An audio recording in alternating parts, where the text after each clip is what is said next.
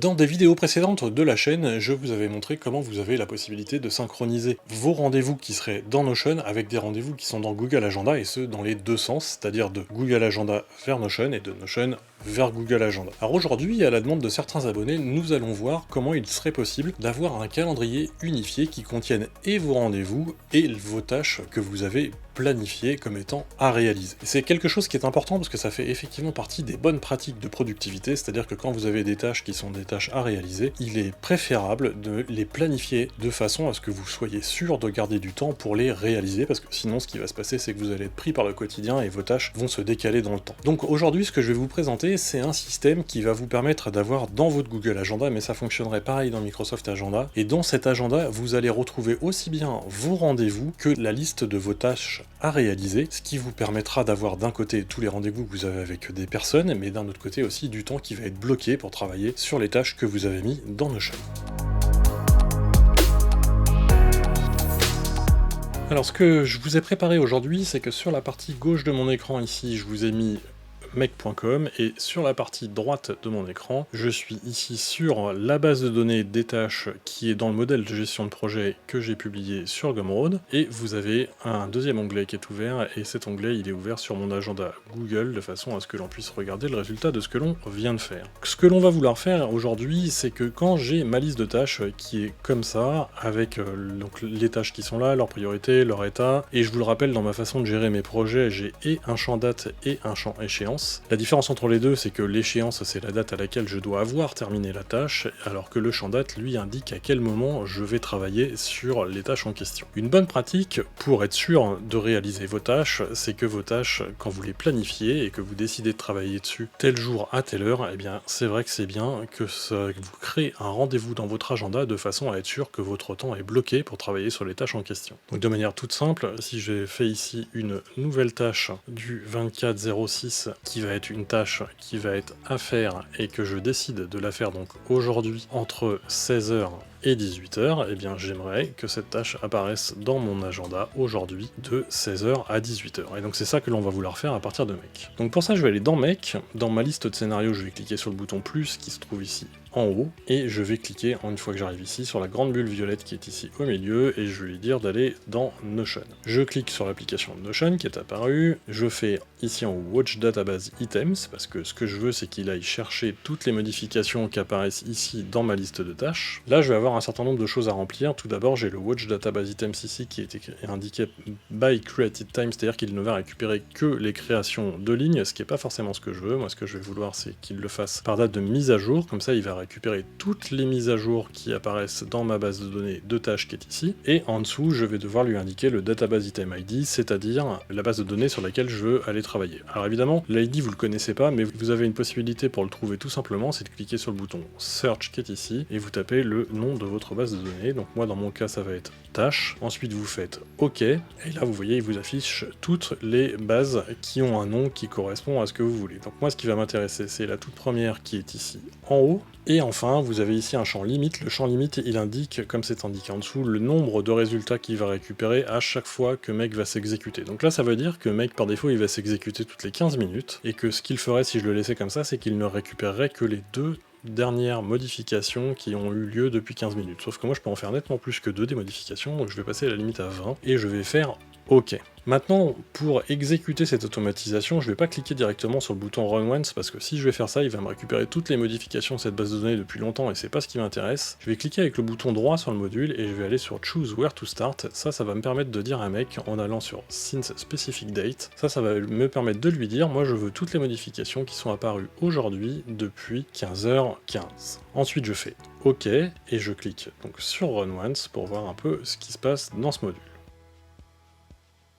On voit que ça s'est exécuté, c'est passé au vert ici, donc c'est qu'a priori ça s'est bien exécuté, et là j'ai une bulle qui est apparue, je vais cliquer dessus, et ça vous voyez, ça va me renvoyer la liste des données qui ont été récupérées par Mec. Donc là je vois que j'ai eu une modification, que cette modification concerne cette URL. Si je vais dans Properties Value, j'ai ici accès à l'ensemble des propriétés de la base de données qui se trouve ici, et donc là je vais pouvoir traiter ces différentes données. Donc maintenant, moi ce que je vais vouloir faire, c'est que je vais vouloir que quand j'ai planifié une tâche comme celle-ci, eh bien ça aille j'aille créer un rendez-vous dans Google Agenda. Donc je vais aller cliquer sur le plus qui est à droite du module Notion pour lui dire que c'est une action que l'on va faire après que Notion se soit exécuté, et là maintenant je vais aller dans Google Calendar, donc vous tapez Google Calendar, ce qui va vous permettre d'afficher l'application Google Calendar, je clique ensuite dessus et je vais lui dire que je veux créer un nouvel événement ici. Donc je fais créer nouvel événement, j'arrive dans ma fenêtre Google Calendar, et là je vais lui dire, ici dans le Google Calendar ID, je vais lui dire quel est le calendrier dans lequel je veux travailler, donc moi c'est le calendrier YouTube, et quand vous cliquez dans le champ ici, ça va vous ouvrir la fenêtre qui est là, qui contient l'ensemble des données que Mec a récupéré lorsque il a été chercher les modifications dans Notion, et quand vous allez dans Properties Value, ici, vous avez l'ensemble de toutes les propriétés de votre ligne dans votre base de données. Donc moi, le nom de mon événement, eh bien, ça va être ici le nom tout simplement de ma tâche, donc je vais l'ouvrir en cliquant sur le chevron qui est à gauche, et je vais cliquer sur Plain Text, et ensuite il va me demander la date de début et de fin, donc ça c'est pareil, je vais aller dans les dates de ma tâche, je vais lui dire ici tu prends le Start Date, et dans le End, tu prends le End Date. Comme ça, il va me prendre aujourd'hui à 16h jusqu'à aujourd'hui à 18h. Et en faisant ça, eh bien, il va me créer la tâche correctement dans Google Agenda. Alors maintenant, on va avoir une petite complexité, qui est que, vous voyez ici, on a un certain nombre de tâches sur lesquelles il n'y en a qu'une qui en réalité est planifiée avec des horaires, et toutes les autres le sont sans horaire, ou voire pas planifiées du tout. Si je laisse mon automatisation telle qu'elle est, elle va prendre toutes les modifications sur toutes les tâches planifiées ou non planifiées, et ça va pas être bon, parce que ça va créer une erreur, notamment quand il n'y aura pas de date et qu'on demandera à Google Agenda de créer un rendez-vous sans date. Donc je vais devoir dire à Mec que je ne modifie que les tâches sur lesquelles un horaire a été indiqué comme c'est ici. Alors pour ça, et pour regarder comment on peut faire pour faire ce filtre, eh bien tout simplement ce que je vais faire, c'est que je vais aller modifier ici ma tâche, je vais aller supprimer ce que j'ai mis en données de planification, donc là vous voyez c'est repassé à aujourd'hui tout simplement, et dans Mec ici, je vais cliquer ici sur la bulle noire et je vais lui dire Run this module only, c'est-à-dire qu'il va aller exécuter uniquement le premier module. Quand je fais ça, je vois donc la liste de mes données comme on l'a vu tout à l'heure, et quand je vais sur les dates, on voit qu'ici, la manière dont c'est indiqué par Notion, c'est que dans les dates, j'ai une date de démarrage avec l'année, le mois et le jour. Ok, ça c'est une chose, et donc ça c'est pour les tâches non planifiées. Si je retourne dans Notion et que je remets les données que j'avais tout à l'heure, c'est-à-dire que je replanifie ma tâche de 16h à 18h, comme nous l'avions fait, que dans Mec, je vais réexécuter mon premier module pour voir, comme on l'a fait tout à l'heure, à quoi ressemblent les dates quand on a un horaire de début et de fin. Donc je vais dans date, et là vous voyez c'est bien plus complet parce que j'ai année, mois, jour, j'ai le T au milieu, ensuite j'ai l'heure et le décalage horaire par rapport à l'horaire GMT. Donc en fait ce que je vais faire, eh bien c'est que tout simplement je vais dire à Mec de ne prendre que les tâches sur lesquelles j'ai ici un T qui est présent dans la date de début, ça me permettra de savoir qu'un horaire est indiqué. Pour faire ça, je vais cliquer sur la clé à molette qui est ici au milieu, je vais lui dire Setup a filter, et c'est là où ça va être un petit peu compliqué. Ici je vais aller dans l'onglet A qui est là-haut, je vais utiliser la fonction qui s'appelle indexOf, le premier paramètre de la fonction, et je vais retourner ici sur les champs qui sont récupérés par Mec, je vais dire de prendre la date de démarrage, et ici je vais indiquer T. Alors pourquoi? Eh bien c'est parce que je vais dire à Mec d'aller chercher dans la date de démarrage s'il trouve un T. Et ça c'est ce que fait la fonction indexOf. Et la fonction indexOf, si elle trouve pas le T, vous voyez c'est indiqué ici, elle va me renvoyer -1. Si elle trouve le T, elle m'indiquera à quelle position se trouve le T dans la chaîne de caractères, mais ça n'a pas d'importance. Et donc là je vais dire l'indexOf, je vais aller dans les numeric operators, doit être supérieur à 0, et s'il est supérieur à 0, eh bien ça indiquera que la tâche est planifiée. Donc dans mon automatisation telle qu'elle est faite ici, grâce au filtre qui est maintenant ici au milieu, ne passeront dans Google Agenda que les tâches qui ont été planifiées.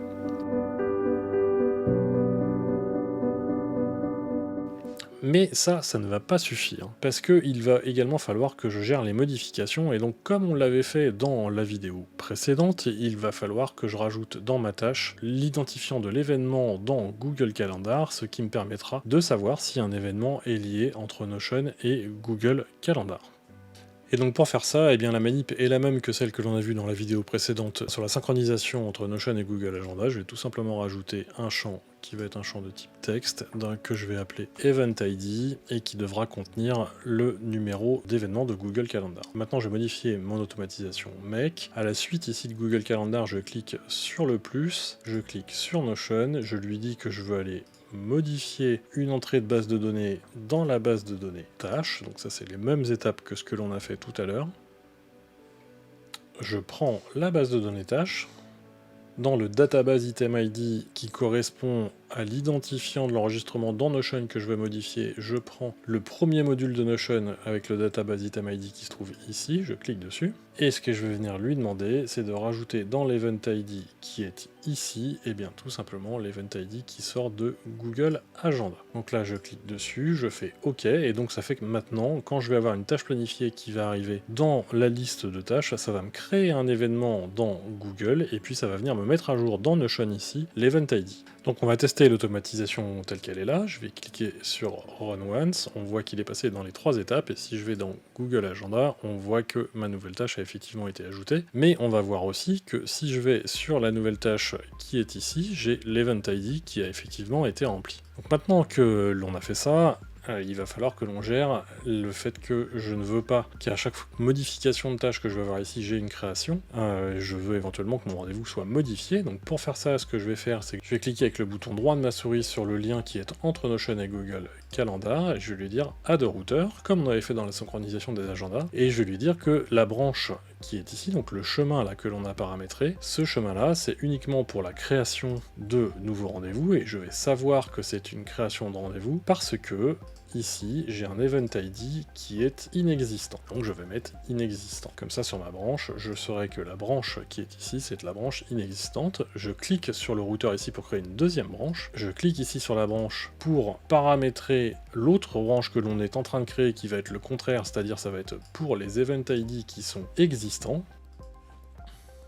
Et donc, quand je réaffiche l'ensemble, là, ce qui va se passer, c'est que je récupère mes éléments de Notion, vont passer dans le routeur que ceux qui ont une planification, et pour ceux qui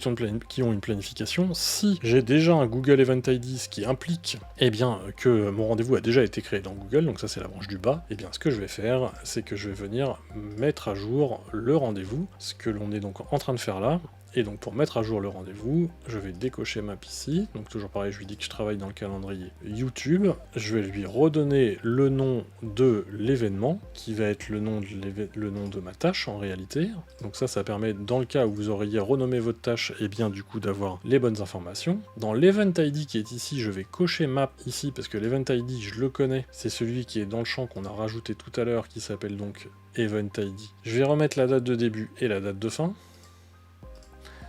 début et date de fin, et je vais faire OK.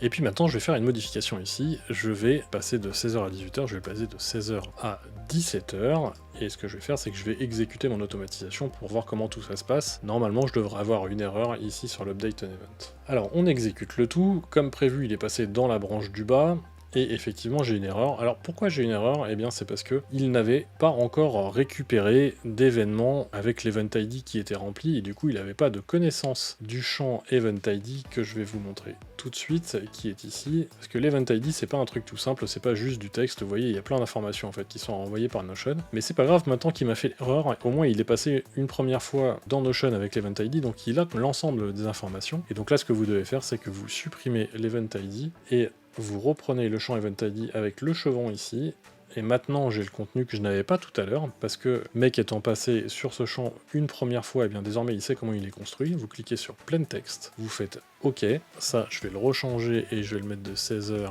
à 16h30 pour qu'on ait une modification à traiter. Maintenant je vais réexécuter ça et vous allez voir que là maintenant, eh bien ça va fonctionner. Donc là on voit qu'il est effectivement passé dans ma branche du bas, et on voit que ici ma tâche a été modifiée. Cette vidéo est maintenant terminée, j'espère qu'elle vous aura plu. Si c'est le cas, je vous invite à cliquer sur le pouce bleu juste en dessous, à vous abonner à la chaîne, sans oublier de cliquer sur la cloche pour ne pas rater les prochaines vidéos.